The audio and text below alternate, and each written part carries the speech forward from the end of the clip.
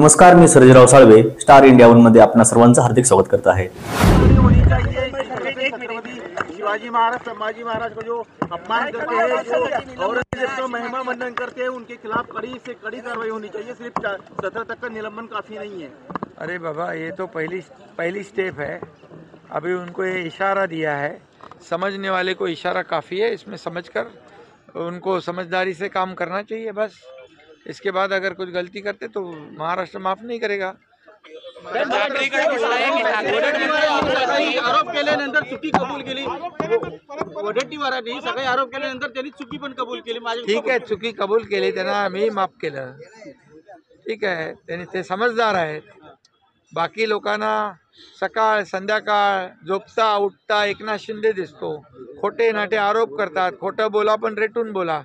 पण वडेट्टीवारांच्या ते लक्षात आलं की चूक झाली म्हणून, त्यामुळे ते समजदार आहेत, ते बाकी लोकांच्या रांगेमध्ये नाही आहेत।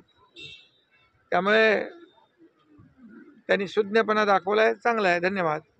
महाराष्ट्र की तरफ से इतरांच्या रांगेत नाहीये, नेमके कुठल्या रांगेत आहे? घटना घडली तशी जालन्यामध्ये देखील घडलेली आहे। जालनामधली घटना अतिशय दुर्दैवी आहे, अतिशय माणुसकीला काळीमा फासणारी आहे आणि गरम सळ्यांचे चटके देऊन एका माणसाला गंभीर जखमी केलेला आहे, बोराडे नावाच्या।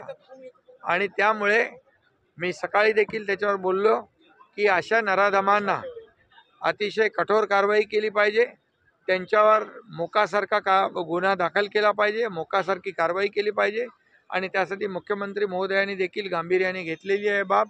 मी एसपींशी बोललो, त्याचबरोबर जिथे ते ॲडमिट आहेत त्या बोराडेंशी बोललो आणि त्या संपूर्णपणे त्याच्या उपचाराची काळजी सरकार घेणार आहे आणि आमचे लोक त्यांच्या संपर्कामध्ये आहेत।